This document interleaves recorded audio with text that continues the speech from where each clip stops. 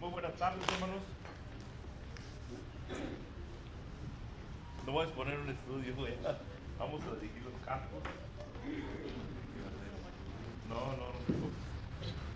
No queremos quitarle el lugar a nuestro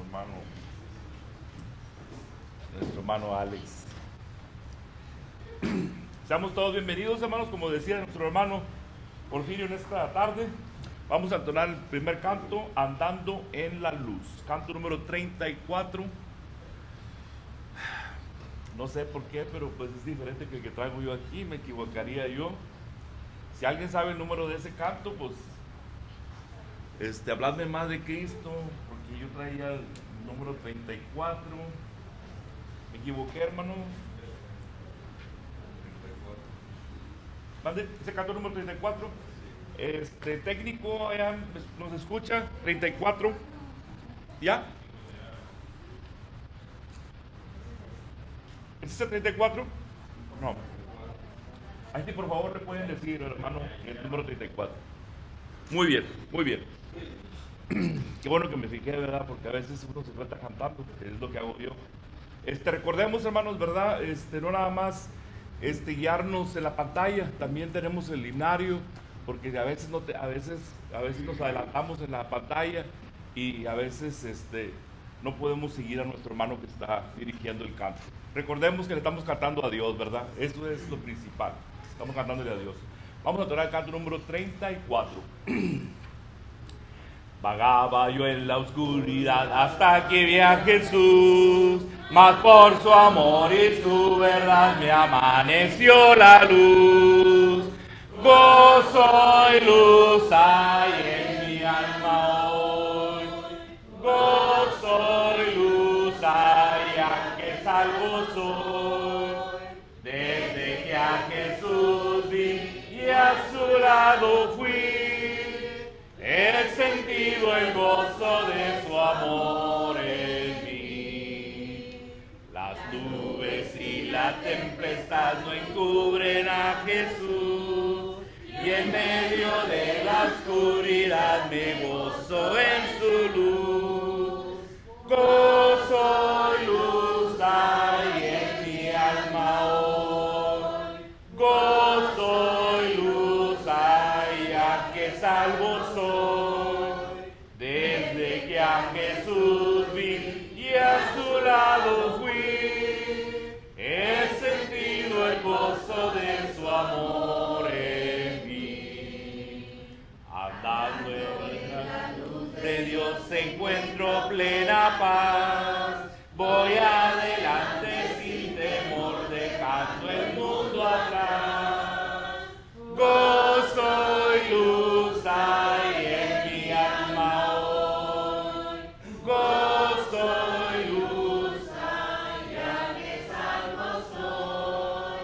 Desde que a Jesús vi y a su lado fui, he sentido el gozo de su amor en mí. Veréle pronto tal cual el caudal de pura luz, y eternamente gozaré a causa de su cruz. Gozo y luz hay en mi alma hoy. Gozo y luz hay, a que salvo soy.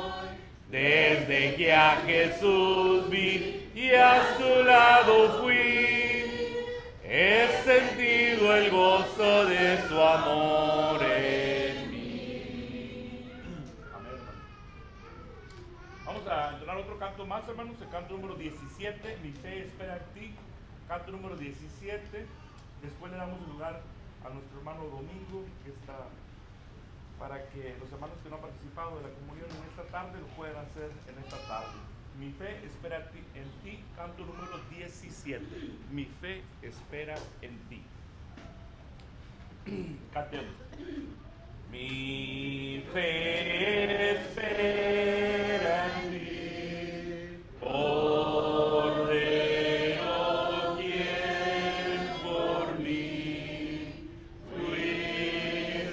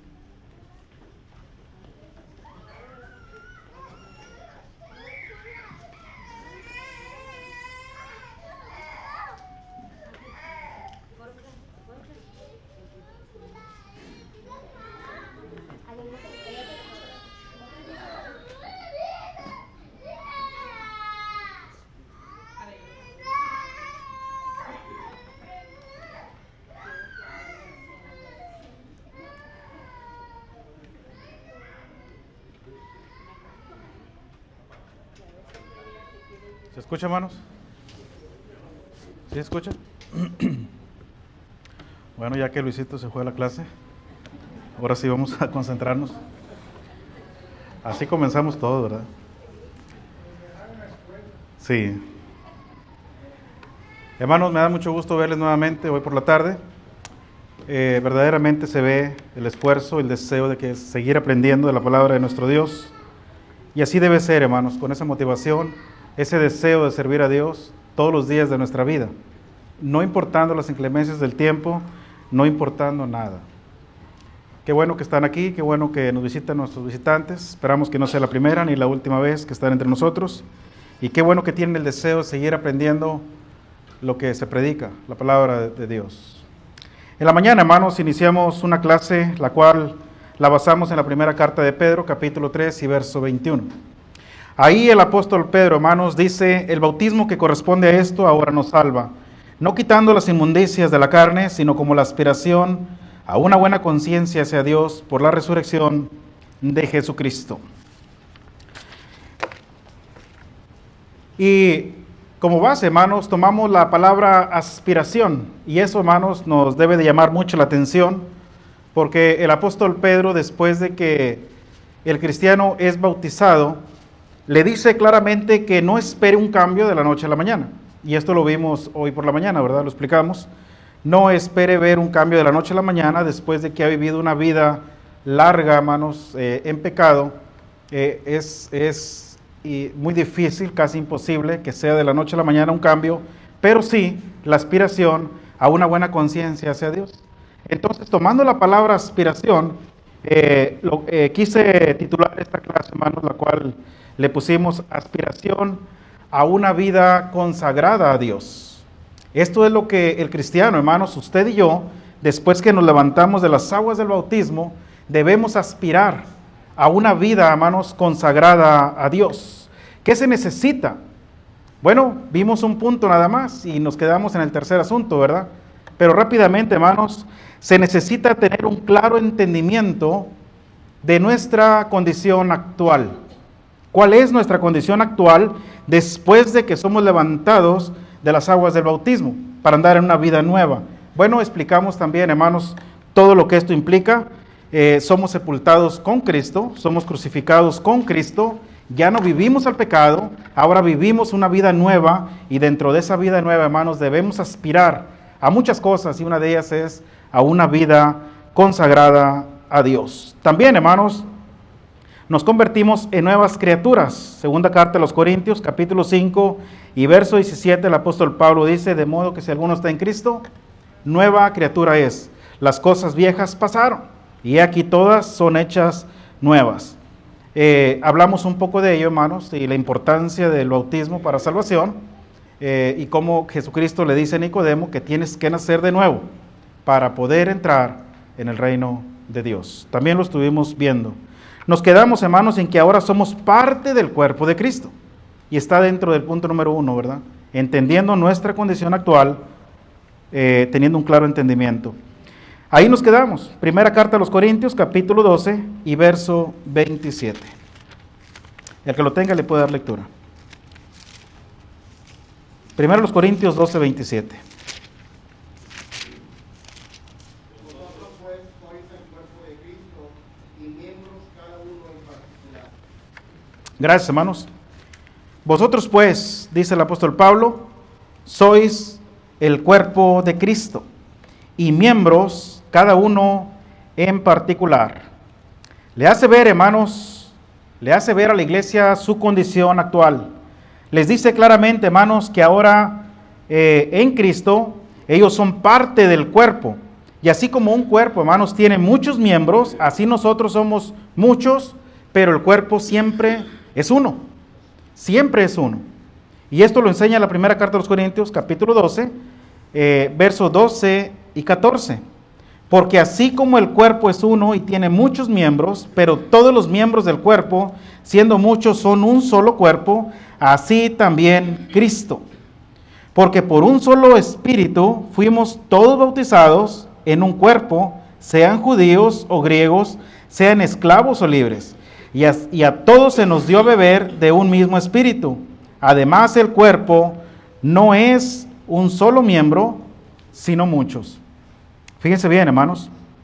Y el verso 20 dice, pero ahora son muchos los miembros, pero el cuerpo es uno solo. Entonces, hermanos, cuando nosotros venimos a los pies de Cristo y fuimos bautizados, entramos, hermanos, a formar parte del cuerpo de Cristo. Y al ser parte del cuerpo de Cristo, somos un miembro, hermanos, y un miembro activo. Cristo, hermanos, no tiene miembros muertos en su cuerpo. Cristo tiene miembros, hermanos, activos, vivos. Y por lo tanto, hermanos, necesitamos trabajar arduamente en ello, tener un claro entendimiento de cuál es nuestra condición. Y si yo soy parte del cuerpo de Cristo, debo ser un miembro activo. Un miembro activo. Por lo tanto, hermanos, usted y yo tenemos la responsabilidad de ejercer y de trabajar dentro del cuerpo de Cristo como miembros activos. Trabajar, esforzarnos, crecer en conocimiento, crecer en amor, crecer en unidad y tantas cosas que tenemos que hacer al ser miembros del cuerpo de Cristo. Pero también, hermanos, venimos a ser hijos e hijas de un solo Padre. Así lo enseña el apóstol Pablo en la segunda carta a los Corintios, pero ahora en el capítulo 6, verso 17 y verso 18. Por lo cual salid en medio de ellos y apartaos, dice el Señor, y no toquéis lo inmundo, y yo os recibiré, y seré para vosotros por Padre, y vosotros me seréis hijos e hijas, dice el Señor Todopoderoso. Así que, hermanos, ahora somos hijos e hijas de un mismo Padre. Pero también, hermanos, aparte de ser hijos e hijas, también somos considerados como familia espiritual de Dios. Efesios capítulo 2 y verso 19. ¿Qué dice, hermanos? Efesios capítulo 2 y verso 19.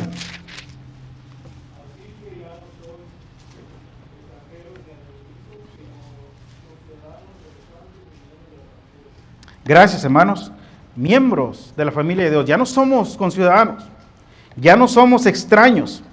Ya no somos extranjeros ni advenedizos. Ahora somos, hermanos, conciudadanos de los santos y miembros de la familia de Dios. Y esto, hermanos, es algo hermoso. ¿Cuántos verdaderamente, hermanos, valoramos el ser llamados hijos de Dios? El ser, hermanos, miembros de la familia de Dios. Porque esta es nuestra condición actual en estos momentos. Usted y yo, hermanos, somos parte de la familia de Dios. Somos hijos e hijas de Dios. Entonces, hermanos, debemos valorar eso. Usted es un hijo, usted es una hija de Dios. Usted es parte de la familia espiritual de Dios. Debemos de valorar, hermanos, cuál es nuestra condición actual. Antes de ser bautizados, no éramos nada de esto. Nada.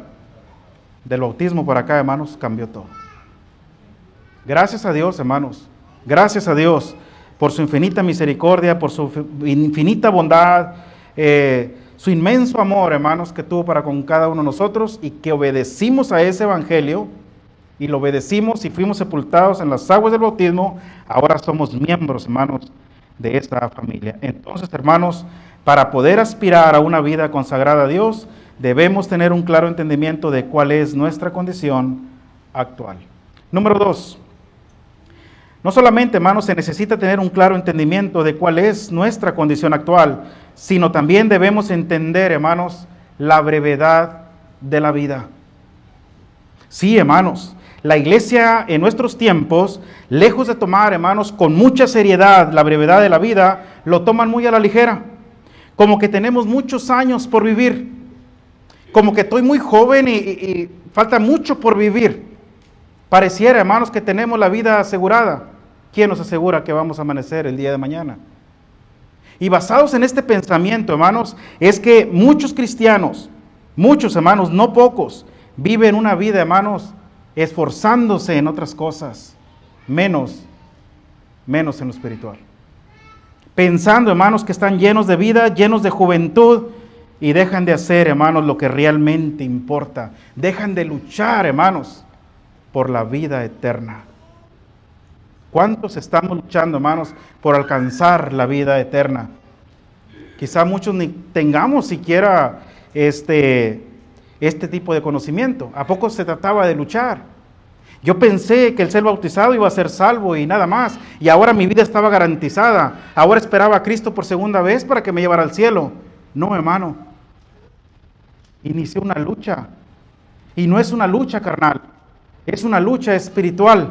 Y Pablo dice, no tenemos lucha contra carne y sangre, sino contra principados, contra potestades, contra los gobernadores de las tinieblas de este siglo, contra huestes espirituales de maldad en las regiones celestes. Ahí está, hermanos, nuestra lucha. Vaya conmigo a Efesios capítulo 6. Verso 10, hermanos. Al verso 18. Por lo demás, hermanos míos, fortaleceos en el Señor y en el poder de su fuerza, vestidos de toda la armadura de Dios, para que podáis estar firmes contra las acechanzas del diablo.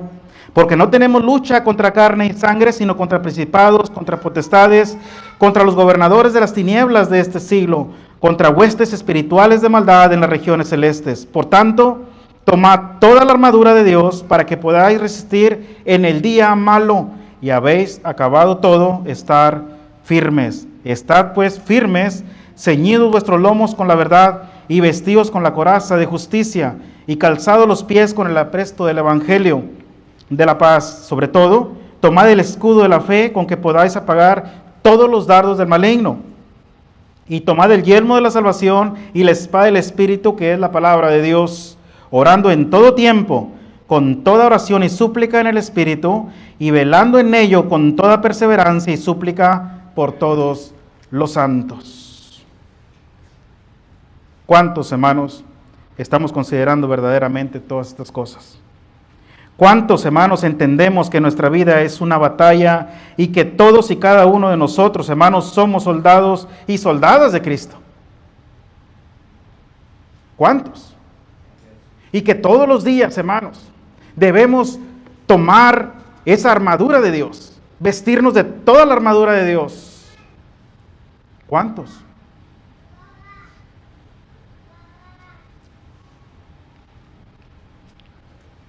Lamentablemente, hermanos, hay muchos cristianos que por el hecho de no portar su armamento, por el hecho, hermanos, de no traer su escudo de la fe, Satanás ha logrado insertar esos dardos. Le ha desanimado, le ha hecho caer de la gracia. Ha ido perdiendo poco a poco el interés de reunirse con la iglesia, porque no es una lucha carnal, es una lucha espiritual. Por eso les digo, ¿cuántos valoramos verdaderamente esto?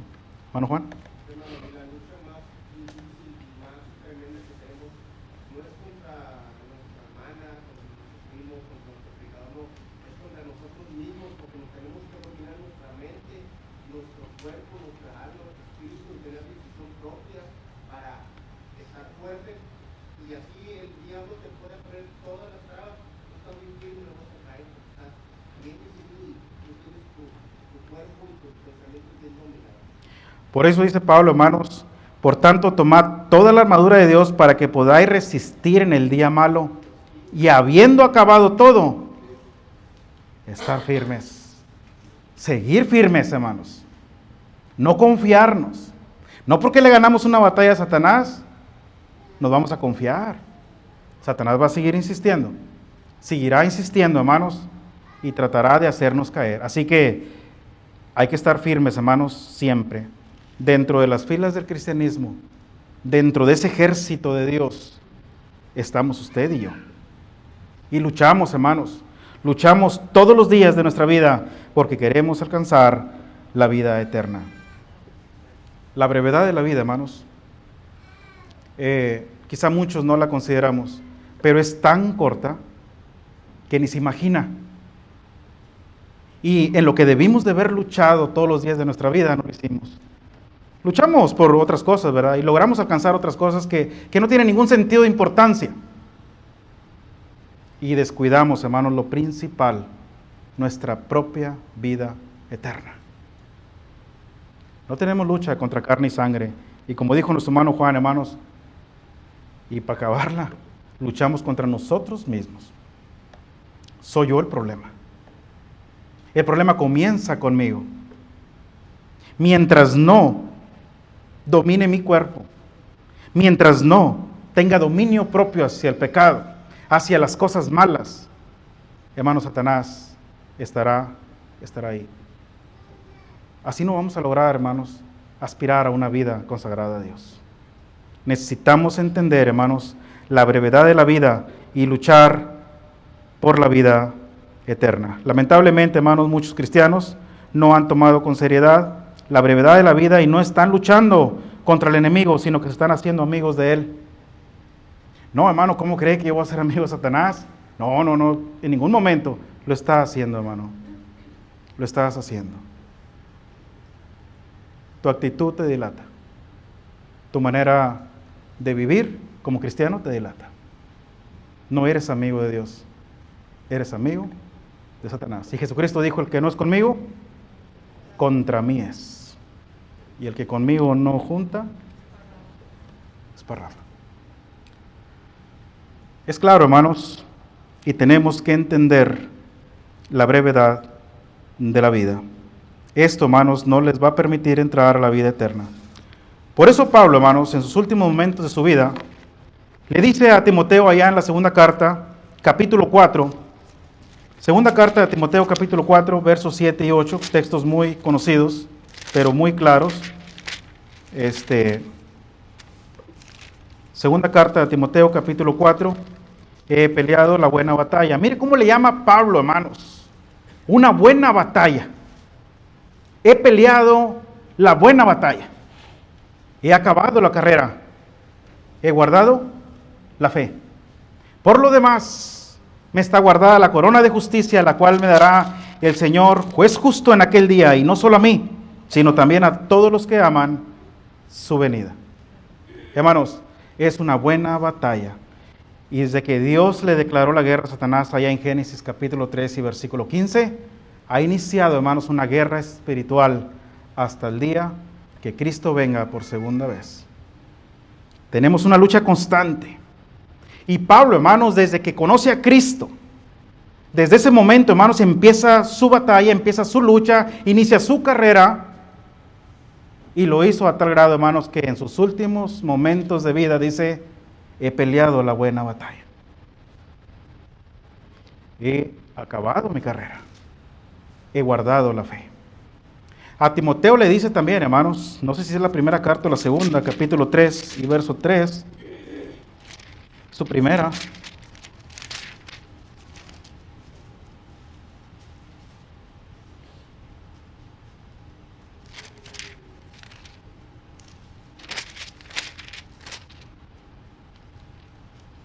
Dice el capítulo 2, hermanos, segunda carta de Timoteo, capítulo 2.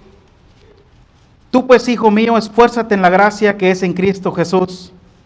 Lo que has oído de mí ante muchos testigos, esto encarga a hombres fieles, que sean idóneos para enseñar también a otros. Tú pues, sufre penalidades como buen ¿qué? Como buen soldado de Jesucristo. Y un buen soldado, hermanos, pelea la buena batalla de la fe. Pablo entendió, hermanos, la brevedad de la vida, entendió que su vida era corta y desde ese momento, hermanos, comienza a luchar por la vida eterna. Pero no solamente luchó, hermanos, para alcanzar la vida eterna para él, sino que también luchó, hermanos, por alcanzar almas para Cristo.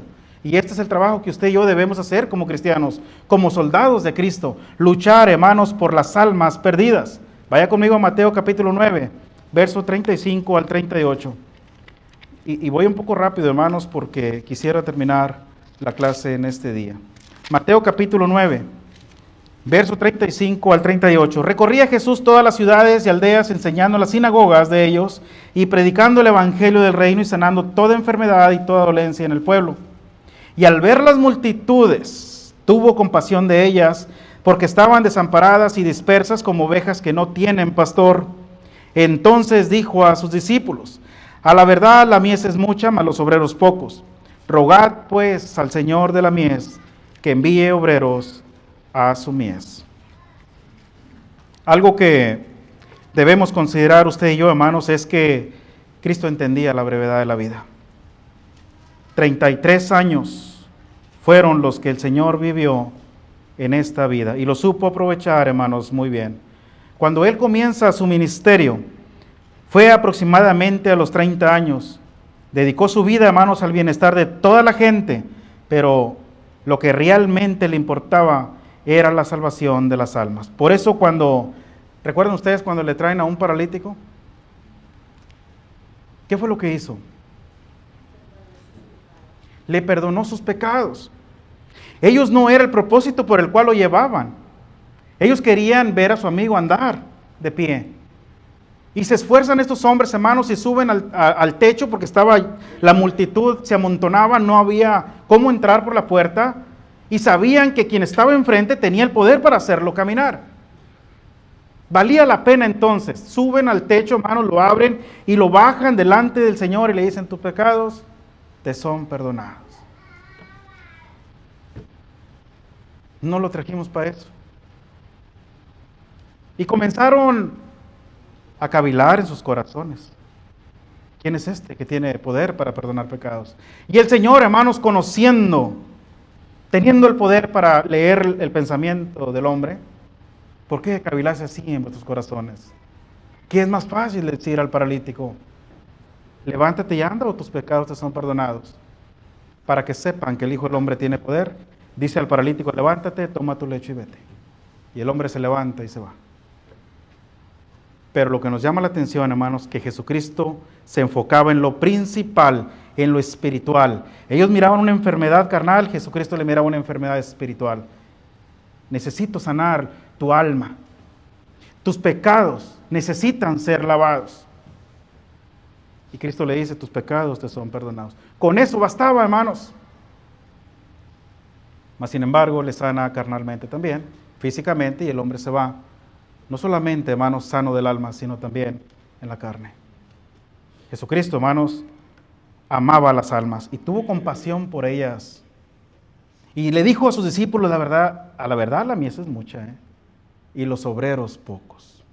¿Cuántos estamos luchando, hermanos? No solamente por alcanzar la vida eterna, sino también por alcanzar almas para Cristo. ¿Cuántos, hermanos, estamos viendo realmente al mundo como ovejas desamparadas? 2000 años después, hermanos, que esto sucede, hasta el día de hoy se sigue viendo el mundo de la misma manera. Y hay que tener compasión, hermanos, por las almas perdidas. Hay que rogar al Señor de la mies que envíe obreros, hombres que verdaderamente quieran salir al campo, hermanos, a predicar, a enseñar las buenas nuevas de salvación, a decirles que Jesucristo viene por segunda vez, que el mundo habrá de terminar. ¿Cuántos, hermanos, estamos dispuestos a hacerlo? El tiempo se está acabando. El día que entendamos la brevedad de la vida, quizá habrá 2 o 3 que se levanten a hacer el trabajo del Señor.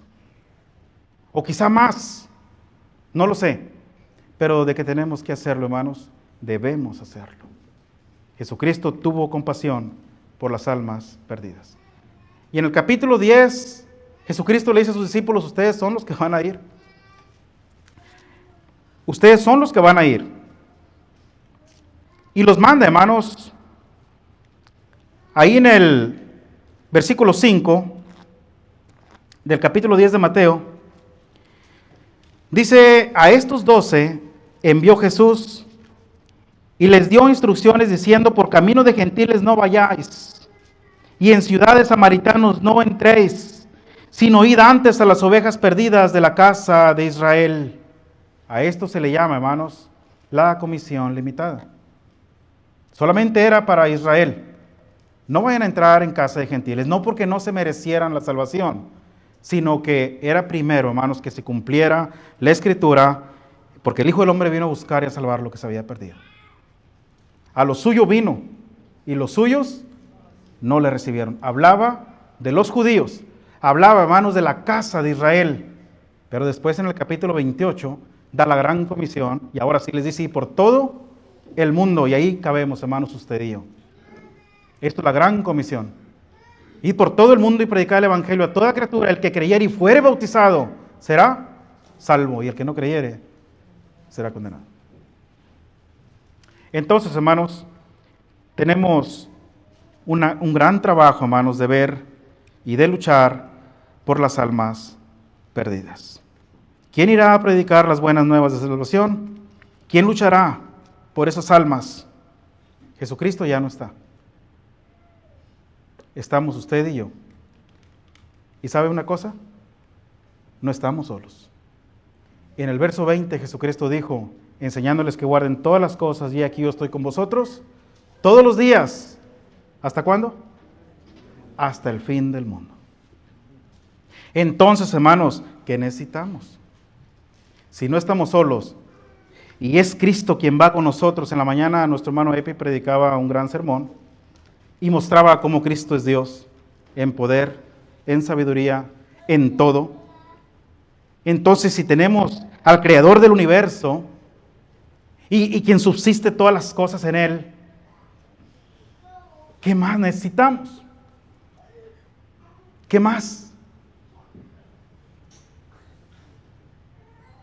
El deseo de querer servir. Eso es lo que se necesita. El que nos levantemos de esas bancas, hermanos, y vayamos y prediquemos las buenas nuevas de salvación, entendiendo la brevedad de la vida. Pero no solamente debemos luchar por la vida eterna, y no solamente debemos luchar por las almas perdidas, también debemos luchar, hermanos, por nuestra familia. ¿Cómo está nuestra familia, hermanos, en cuanto al servicio a Dios? ¿Cómo están nuestros hijos, hermanos? ¿Los estamos dejando que lleven una vida de acuerdo a su voluntad y no de acuerdo a la voluntad de Dios? ¿O estamos luchando por ellos? ¿Les estamos estorbando, hermanos, en sus decisiones? En la manera en cómo actúan, la manera en cómo piensan. ¿Qué estamos haciendo, hermanos? ¿O realmente les estamos estorbando?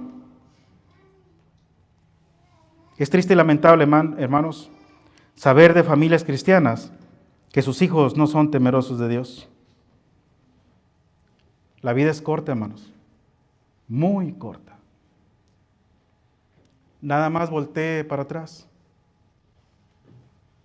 y se va a dar cuenta que ayer nació su hijo y mira la edad que tiene ya.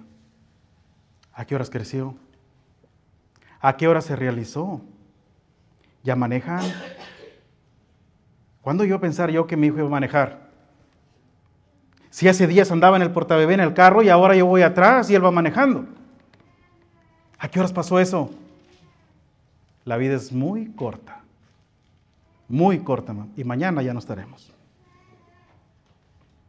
Simple. Ya no vamos a estar. Y si no luchamos, hermanos, por inculcarles valores a nuestros hijos, por no sembrarles el temor y la reverencia a Dios, ¿qué va a ser de ellos? ¿Qué va a ser de la iglesia? Y he visto padres que al ver a sus hijos, hermanos, viviendo una vida desordenada, lejos de estorbarle, les apoyan. Esto es todavía más triste. ¿Sabían ustedes, hermanos, que los hijos son prestados? ¿Sabían ustedes que Dios es quien nos da a nuestros hijos? ¿Para qué nos los dio? Para que hiciéramos hombres de bien, mujeres de bien. Y cuando Cristo venga por segunda vez, hermanos, ¿qué le vamos a decir? Cuando nos diga, ¿dónde están los hijos que te di? ¿Te di 3? ¿O te di 2? ¿O te di 5? ¿O te di 1? ¿Dónde está? ¿Qué le vamos a responder, hermanos?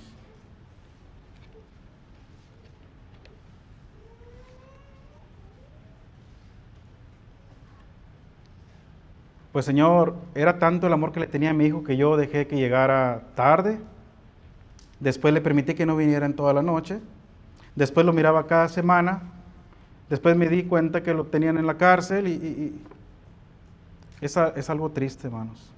Porque sabiendo la condición de ellos, lejos de estorbarles, los apoyamos. Los apoyamos. Consideren, hermanos, ¿está luchando por su familia para que llegue al cielo o para que llegue al infierno? Porque de una manera u otra está luchando. Y si no lo está haciendo para que llegue a la gloria, lo está haciendo para que llegue al lago de fuego. No lo vemos así, pero esta es la realidad. Búsquele por el lado que le busque. Es así, hermanos. Debemos luchar por nuestra familia. Nuestros hijos son prestados. ¿Cómo le vamos a hacer? Inculcándoles, hermanos, el temor y el respeto a Dios. Enseñarles el plan eterno de Dios, hermanos, que hizo por toda la humanidad. Y este trabajo, hermanos, comienza ¿desde cuándo? Desde que son niños. El proverbista dice en el capítulo 22 y versículo 6, instruye, consejo de Dios, hermanos, instruye al niño en su camino, y cuando fuere viejo, no se apartará de él. Si nuestros hijos se han apartado, ¿por qué? Porque no hubo una buena instrucción. ¿O se equivocó Dios? No, hermanos. Dios no se equivoca en ello. Dios no se equivoca en ello. Y nacieron en la iglesia y tuvieron un buen ejemplo y los trajimos y todo. ¿Por qué se apartaron? Porque no se luchó, hermanos. No se luchó por ellos. Nuestros hijos deben saber, hermanos, que vamos de pasada. Nuestros hijos deben saber, hermanos, que hay un Dios a quien le van a dar cuentas. Nuestros hijos deben saber, hermanos, que Cristo viene por segunda vez. Nuestros hijos deben saber, hermanos, que estamos en el mundo, pero que no somos del mundo. Vaya conmigo al Evangelio según Juan y capítulo 17.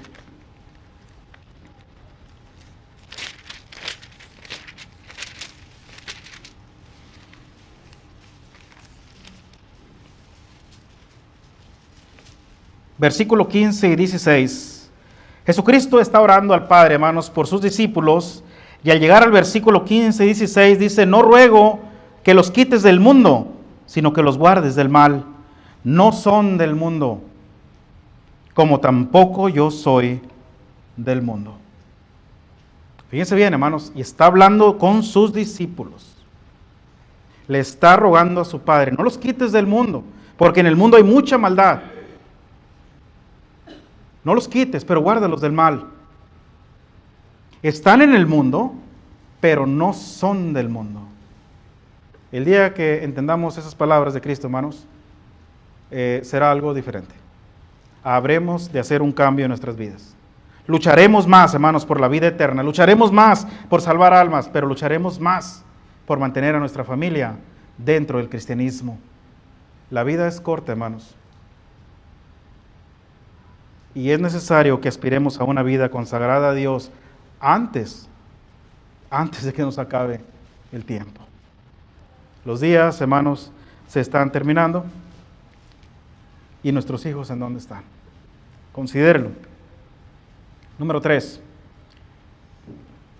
No solamente se necesita tener un claro entendimiento, hermanos, de cuál es nuestra condición actual, y no solamente debemos ver la brevedad de la vida, sino también, hermanos, debemos de luchar por alcanzar la vida eterna. Si como iglesia, hermanos, no aspiramos a una vida consagrada a Dios, nunca podremos aspirar, hermanos, a la vida eterna, lo cual es el propósito de Dios para el hombre. Para poder alcanzar la vida eterna, la iglesia necesita, hermanos, practicar su santidad. Vivimos tiempos, hermanos, muy peligrosos. Vivimos, hermanos, en los postreros días. Estos ya son los últimos días, no va a haber más. No va a haber más. Estamos viviendo, hermanos, los últimos días. Pablo le escribe a Timoteo, ahí en la segunda carta, capítulo 3, y verso 1, ¿qué dice, hermanos? Segunda carta a Timoteo, capítulo 3 y verso 1.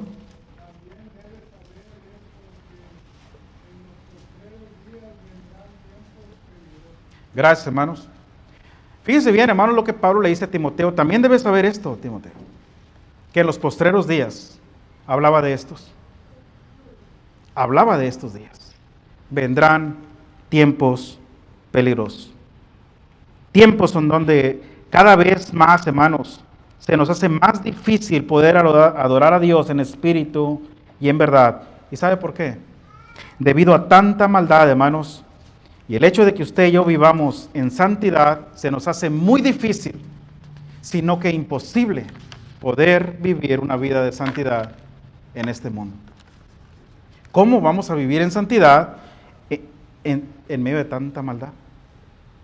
¿Cómo? Y pareciera que tenemos una buena excusa, ¿verdad?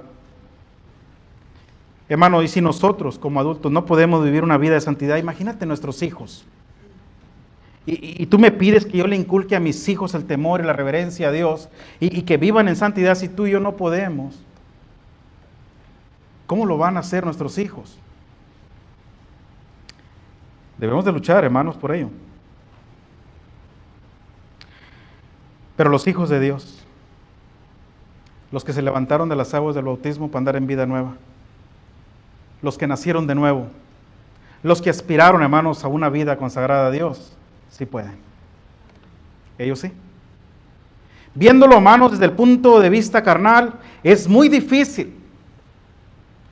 Pero con Cristo somos más que vencedores. Con Cristo se puede, hermanos. Con Dios, hermanos, todo se puede. Por eso, hermanos, al ser parte de la familia espiritual de Dios, al ser hijos de Dios y al depender de un Padre que lo tiene todo y que es el dueño de todo, sí se puede. Porque no estamos solos. Dice que no tenemos una tentación que no podamos soportar y juntamente con ella da la salida. El problema sigue estando en nosotros. Usted y yo, hermanos, debemos enfocarnos más cuál es nuestra responsabilidad y debemos luchar, hermanos, por ello. Jesucristo, hermanos, vive en cada uno de nosotros y va a nuestro lado todos los días de nuestra vida. El apóstol Pablo, decíamos en la mañana, que decía, con Cristo estoy juntamente crucificado, allá en Gálatas 2:20. Y él decía, ya no vivo yo, mas ahora vive Cristo en mí. Y ninguno levantamos la mano, ¿verdad? ¿Cuántos podemos decir las mismas palabras de Pablo? Ya no vivo yo, ahora vive Cristo en mí. Es difícil, hermanos, decir esas palabras. Son muy simples, muy cortas, pero encierran una grande responsabilidad que ninguno se atrevió a levantar la mano. Y hay que decirlas. Hay que decir eso también nosotros. Si Pablo pudo, nosotros también.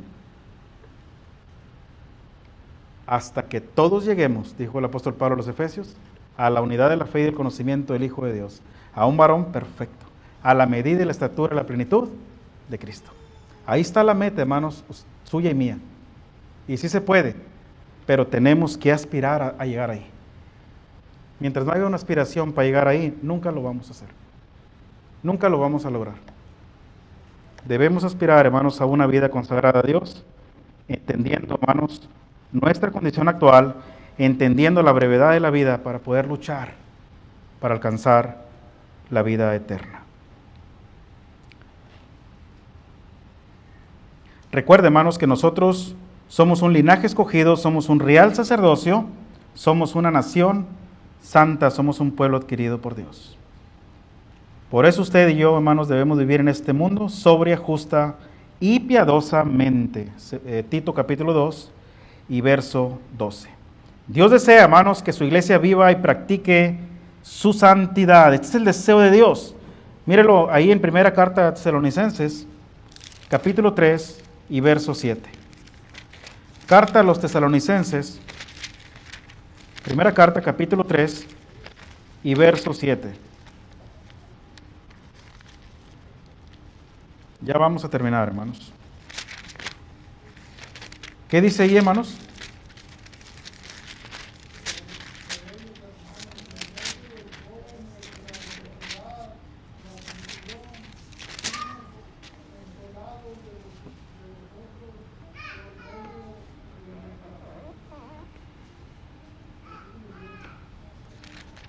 Primera Tesalonicenses 3:7.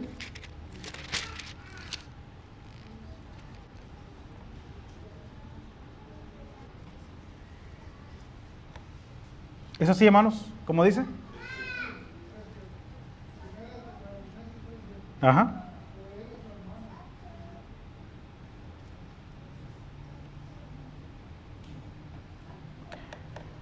Busquen segunda carta a los Corintios, capítulo 7 y verso 1. ¿Qué dice ahí, hermanos?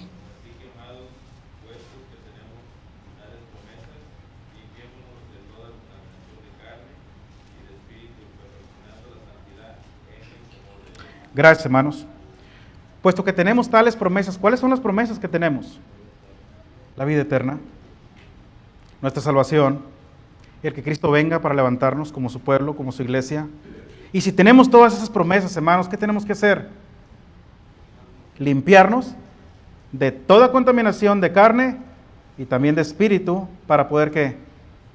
Perfeccionar nuestra santidad en el temor de Dios. Como iglesia, hermanos, debemos esforzarnos para alcanzar la vida eterna. Pero también, hermanos, ¿de qué otra manera podemos alcanzar? Bueno, usted y yo debemos entender, hermanos, que la victoria es nuestra. Muchos cristianos, hermanos, no han logrado entender que la victoria es nuestra. Tal parece, hermanos, que necesitamos recordar lo que el apóstol Pablo dijo allá en primera carta de Juan, capítulo 5. Busque, por favor, que primera carta de Juan, capítulo 5, versículo 4.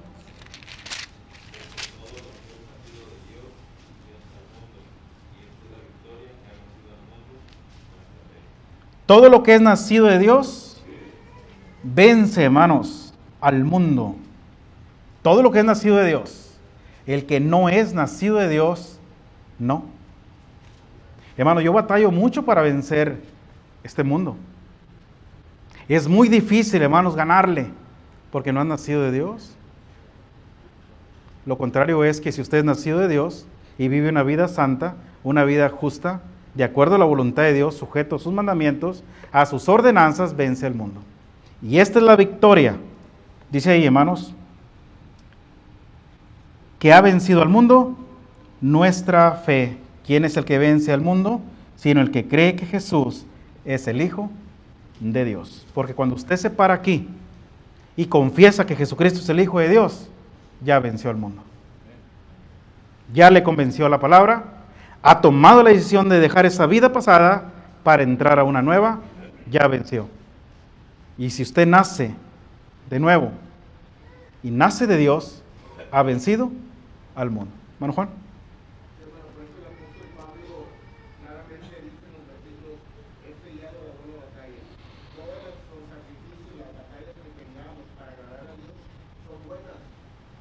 No van a ser en vano, porque nos va a traer una recompensa. Y el apóstol Pablo dice: he peleado la buena batalla. Él está orgulloso de que había hecho un buen trabajo agradándole a Dios, no a los hombres. Exacto. Que había sacrificado. Todo sacrificio es, la palabra es esforzándote y dando lo mejor para alguien. Es un sacrificio, no es al y se va. Y en este caso para Dios. Exactamente, y luego ya el apóstol Pablo termina: por lo cual me está guardada la corona de vida. O sea, para eso estamos trabajando, porque Dios lo que promete lo va a cumplir. Está en nosotros si lo cumplimos o no, la decisión que hemos tomado. Así de sencillo. Simple, hermanos, simple. Tenemos un galardón grande en los cielos, hermanos. Tenemos una corona, la cual Dios dará. El apóstol Pablo confiaba en nuestro Señor Jesucristo. Él le tenía fe de que lo que le había prometido lo iba a cumplir. Por eso lo principal en nosotros es nuestra fe, que tan lo que platicamos en la mañana, que tan fuerte está mi fe hacia Dios. Sí, de eso va a depender todo. ¿Qué tan fuerte está nuestra fe? Y de eso va a depender, hermanos, el que usted y yo salgamos victoriosos en esta vida, logremos ganar la batalla. Primero los Corintios 15:57 dice: mas gracias sean dadas a Dios, que nos da la victoria por medio de nuestro Señor Jesucristo. En Romanos capítulo 8 y versículo 37, hermanos, ¿qué dice? 37.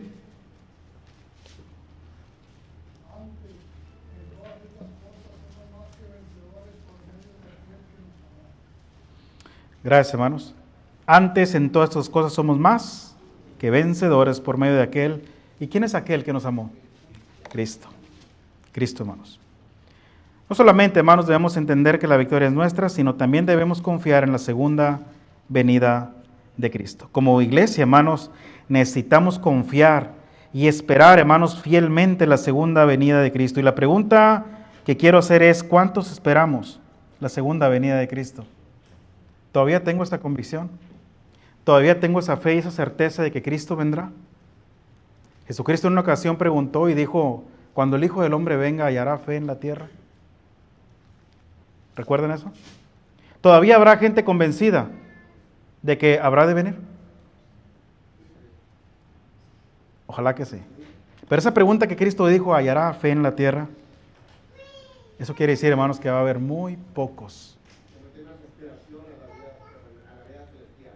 Va a haber muy pocos. Para ello, hermanos, necesitamos aspirar a ello. Y que nunca se nos olvide y que no perdamos nuestra confianza de que Cristo viene por segunda vez. En cualquier momento, Cristo viene.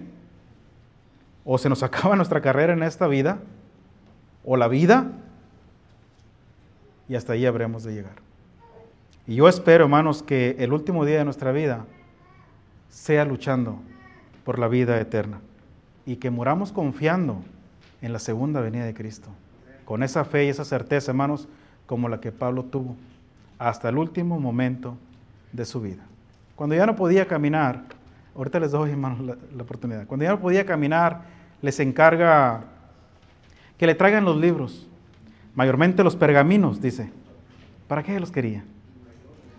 Quería seguir nutriéndose de la palabra de Dios, quería conocer más de Dios. Estaba listo para entrar a las moradas eternas. Podía ser ese día, podía ser al siguiente, podía ser una semana, pero ya le faltaba poquito. Y él quería acabar sus últimos días conociendo más de Dios. Ahora sí, hermano Víctor, y luego hermano Álvarez.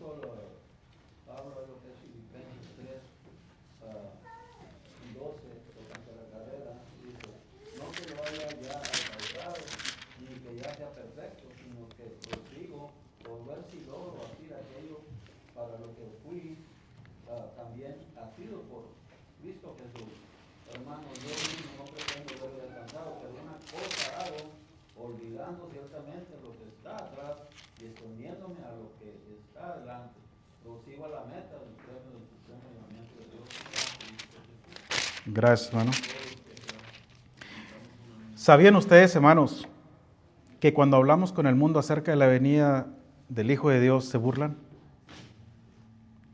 ¿Sabían eso? Bueno, esto no es nuevo, ¿eh? Y el apóstol Pedro lo escribe. Vaya a la segunda carta de Pedro, capítulo 3. Y le vamos a dar lectura del verso 1 al verso 15. Y yo creo que ya con esto vamos a terminar. Amados, esta es la segunda carta que os escribo, y en ambas despierto con exhortación vuestro limpio entendimiento, para que tengáis memoria de las palabras que antes han sido dichas por los santos profetas, y del mandamiento del Señor y Salvador dado por vuestros apóstoles, sabiendo primero esto, que en los postreros días, o sea, estos, vendrán burladores, andando según sus propias concupiscencias y diciendo, ¿dónde está la promesa de su advenimiento? Ahí está, hermanos. Dijo que vendría, ¿dónde está? Ya pasaron 2000 años y no ha venido. Y no vendrá. Son mentiras. Y te atacan, hermanos, por ese lado. Bueno, no es nuevo. ¿Dónde está la promesa de su advenimiento? Porque desde el día en que los padres durmieron, todas las cosas pertenecen así como desde el principio de la creación. Estos se ignoran voluntariamente que en el tiempo antiguo fueron hechos por la palabra de Dios los cielos y también la tierra, que proviene del agua y por el agua subsiste. Por lo cual el mundo de entonces pereció anegado en agua, pero los cielos y la tierra que existen ahora están reservados por la misma palabra, guardados para el fuego en el día del juicio y de la perdición de los hombres impíos. Mas, oh amados, no ignoréis esto, que para el Señor un día es como 1000 años y 1000 años como un día. El Señor no retarda su promesa, según algunos la tienen por tardanza, sino que es paciente, hermanos. Mire lo que es Dios. Cuando el hombre se burla, Dios piensa diferente. No es que no haya mandado al Señor por segunda vez. Estoy paciente, esperando que te arrepientas. Esa es mi paciencia, ese es el gran amor que tengo hacia ti.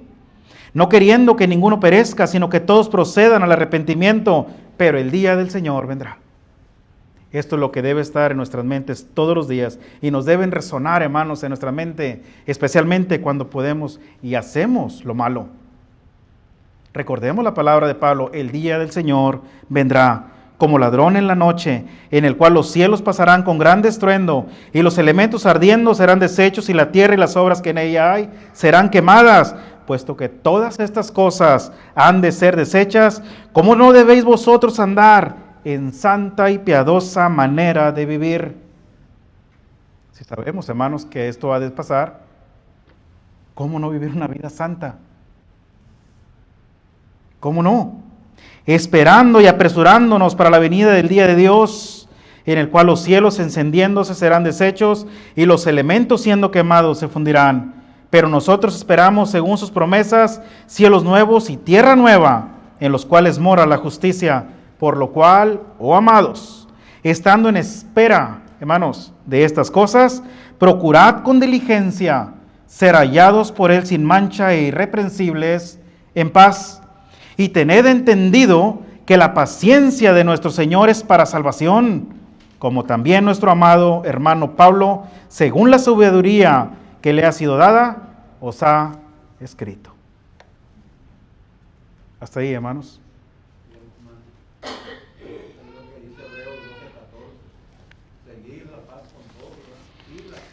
Sin la cual nadie verá a Dios. Quiero concluir, hermanos, diciéndoles que el tema que consideramos es muy extenso y muy amplio. Por el tiempo, nuevamente, es poco el que se nos da para estar aquí. Este próximo domingo, si Dios mediante, ya estará acá nuestro hermano Ilfonso.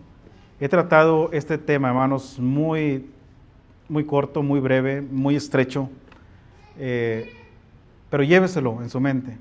Considérelo, hermanos, que todos y cada uno de nosotros debemos aspirar a una vida mejor, a una vida que agrade a Dios, a una vida, hermanos, consagrada a Dios, teniendo un claro entendimiento de cuál es nuestra condición actual, entendiendo la brevedad de la vida para poder luchar para alcanzar la vida eterna. Si todos y cada uno de nosotros hacemos eso, seremos una iglesia más fuerte, habremos de crecer en número y esperaremos confiadamente la segunda venida de Cristo. Procuraremos que el día que Cristo venga por segunda vez, nos halle haciendo así. Viviendo una vida, hermanos, fiel y confiado en que Cristo vendrá por segunda vez.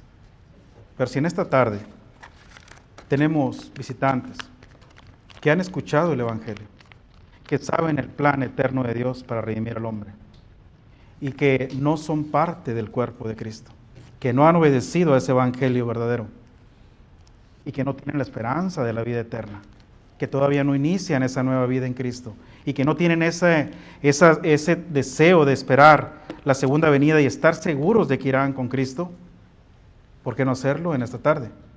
¿Por qué no formar parte del reino de Dios? El tiempo es corto. Vivimos los últimos días. La brevedad de la vida es algo claro, es algo real. Y los pocos días que el Señor nos dé, hermanos, vamos a dedicarlos 100% a Él. Olvidémonos de las cosas de este mundo. Podremos desgastar nuestra vida, hermanos, para alcanzar logros y metas y dinero y propiedades, pero eso no nos va a dar la salvación. Luchemos por alcanzar la vida eterna. Hagamos tesoro en el cielo, no en la tierra. Si es su decisión, pase al frente. Le invitamos, mientras nos ponemos de pie, cantamos un himno de invitación. Que Dios les bendiga.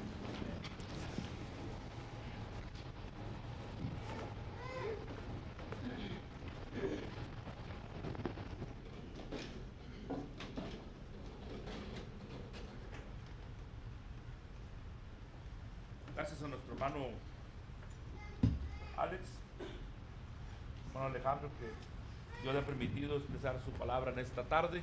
Vamos a entonar, hermanos, el canto número 44, Tal como soy. Canto número 44, Tal como soy. Tal como soy.